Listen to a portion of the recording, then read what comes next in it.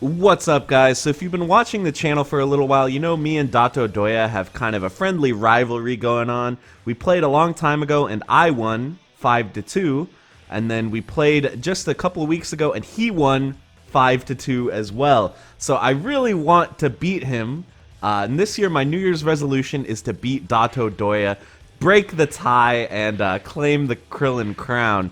So when I was looking back and watching kind of why I lost, I think the major reason was defense. My defense just wasn't there. I wasn't breaking throws. I wasn't blocking overheads. So what I'm going to be showing you today is some of the sort of training regimens that I've been implementing that I'm using to kind of try to improve my reactions and my defense so that you can do it at home and get a lot better at Dragon Ball FighterZ, but also fighting games in general. This will just make you an all-around better player and you'll have better reactions. So first of all, you need to know how to record the dummy in training mode. So this is really important. If you don't already know how to do this, what you do is you're going to go to button settings and make sure that you have two buttons mapped to record training dummy and play training dummy. Make sure they're buttons that you're not using for anything else. If you're on pad, maybe you can map these to like clicking the sticks. I'm playing on sticks, so I have them mapped to sort of the 7th and 8th button that I'm not using. So if you press the record button, you'll take control of the dummy. Press it again and it'll start recording. Press it again, it'll stop recording. And now when I press the playback, it's gonna play back whatever I just recorded. So now that we know that, we're going to record him doing an overhead into a low. So here's what I'm going to do. There we go. Overhead into low. And then we'll play it back. And yep, overhead into low.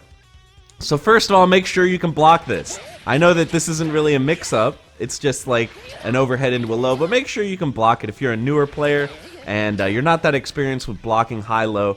Make sure you can block this first. But for experienced players, this will probably, you know, be pretty easy for you. So then we're going to go to training dummy recording settings and we're going to tick it over to slot 2. So this is a really cool feature that wasn't in the game originally, but they've since added it. So now we can record things in multiple slots. So what we're going to record for slot 2 is we're going to do 2 instant overheads in a row. Like that. 2 instant air dashes, I should say. And then we go in here and we set it to repeat randomly.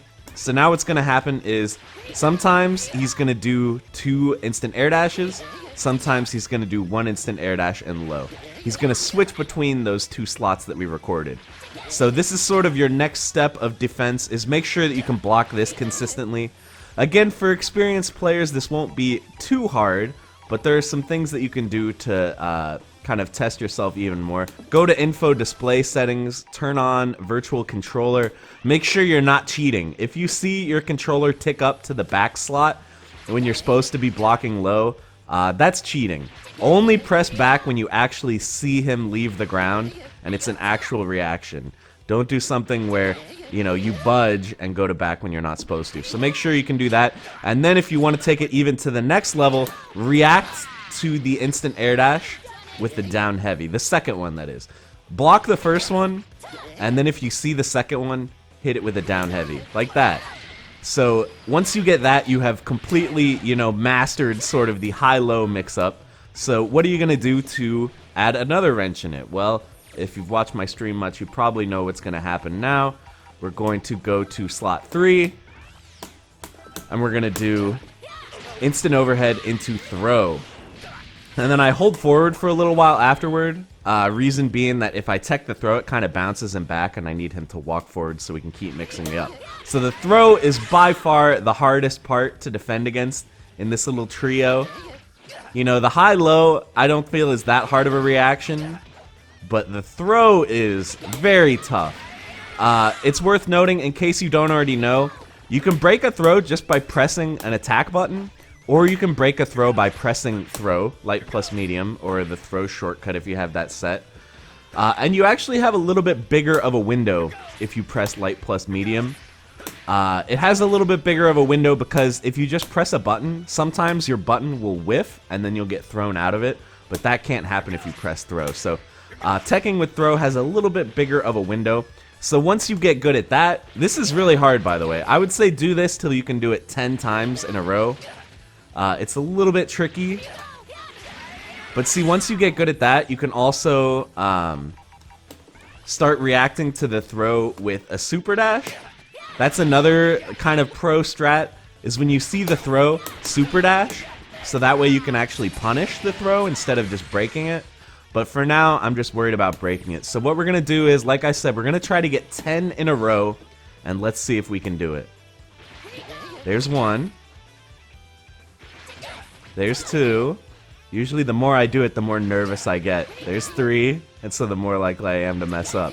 Oh, see, I pressed throw there. I did a kind of a psychic throw break and I was wrong. Okay, so we're back to 1. 2. 3.